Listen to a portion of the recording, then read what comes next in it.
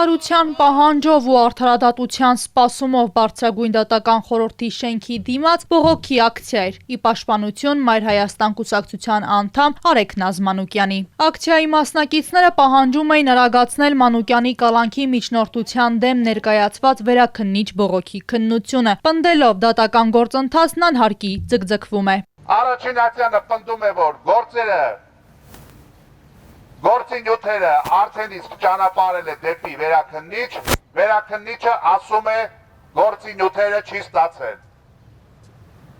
Հիմա խնդրում եւ պահանջում ենք պարզաբանում։ Ես չգիտեմ Բարձրագույն դատական խորհուրդը ինչքանով իրավասություն ունի քննելու Շահվերդյան Մանվելի կայացրած որոշումը, բայց կարծում եմ, որ մի հատ հարց պետք է տան գոնե այդ մարդուն, թե ինչքանով կվնասեր Արեգ Նազ Մանուկյանի շփումը իր 13-ամյա դստեր հետ այդ շինծու քրեական գործին։ Հուլիսի 9-ին դատարանը որպես խափանման միջոց ընտրել էր երկամսյա կալանքը։ Մանուկյանի համակիրների պնդմամբ նրան չեն թույլատրել շփվել նույնիսկ իր մոր եւ անչափահաս զավակի հետ։ Վերջինիս մոտ առաջացել են հոգեբանական խնդիրներ։ Հոգեբանը ներգրավել է մարդու իրավունքների պաշտպանի գրասենյակի նախաձեռնությամբ, նույնիսկ մենք ունենք արդեն իսկ տրված հոգեբանի եզրակացությունը, որն ասում է, որ երեխային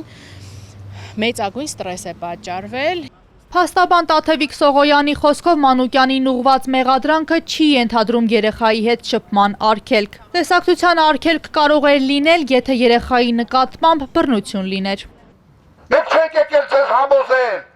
համոզելու, որ այդ գործը քաղաքական է,